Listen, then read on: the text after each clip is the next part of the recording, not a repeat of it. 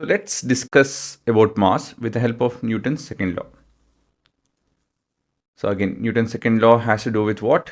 Newton's second law has to do with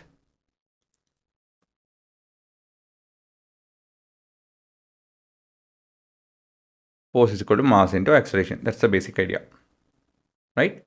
Now we're looking at two different cases. Case 1, say we have an object and we have one more object. It's bigger though. The mass of this is m and mass of this is capital M.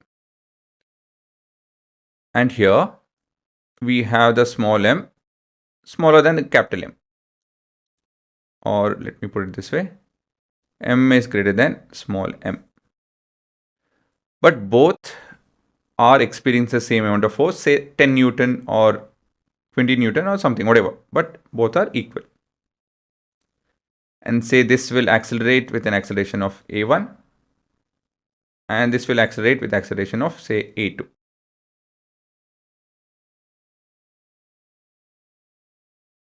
Okay, so I need to make this distinction. So what can you tell about the acceleration? Can we tell about the acceleration? Anything? Well, let's go to the expression. Let's come from the expression. So from F is equal to m into a, because this is this relationship exists, I can rewrite this as m is equal to F by a, right? Then small m, this m is equal to F by a1 and the capital M is equal to F by a2.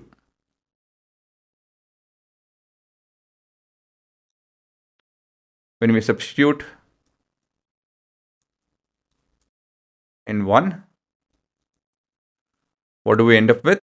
Well, we have F by, which one did I write? Capital M is what I wrote first. F by a2 should be greater than F by a1. So we have F that is common in the numerator, so we can do this. So 1 by a2 is greater than 1 by a1. Now if I invert both the sides,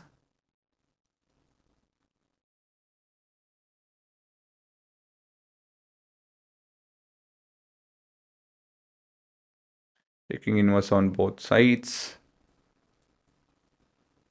what do we end up with? A2 is lesser than A1. You guys agree? Okay. So what can you conclude from all of this? What can you conclude from all of it? I was just doing math. I didn't per se talk about mass. Right?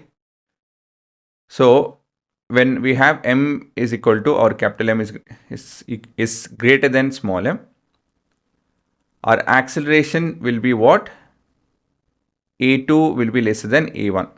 Or actually, I can call it this way. This can be 1 and this can be 2. If m2 is greater than m1, a2 will be lesser than a1. Do you guys agree? So with that conclusion, mathematical conclusion, in writing we can also conclude that thus mass of an object gives a measure of the resistance or the opposition to the given force that tends to change its velocity. So tends to change its velocity is nothing but your acceleration, right? And mass can be defined as that aspect of the, or that property of the, so therefore mass is that internal property, inherent property of objects that gets grumpy when we try to change its velocity. Okay, more the grumpier,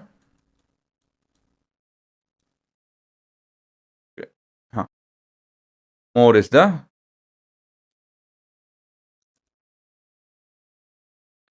what is the mass.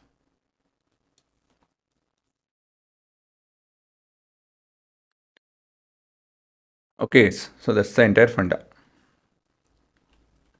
right? That's how you can define using F is equal to m into A. See, there are things that we can't directly define. Actually, everything is indirectly defined. It's only every starting point. That is what we see in Western mathematics, that every starting point has its axiom, has its derived ideas, observed ideas, and from there we build. So using the same concept, so we are defining one thing, we're looking at one effect, we're looking at how fast things are changing, and that we're calling it as acceleration. From that idea we are able to define mass, right? So that's what we are trying to do over here. Basically that's the gist. Okay, so you can put this heading and you can write this. This is case 1 and this is case 2.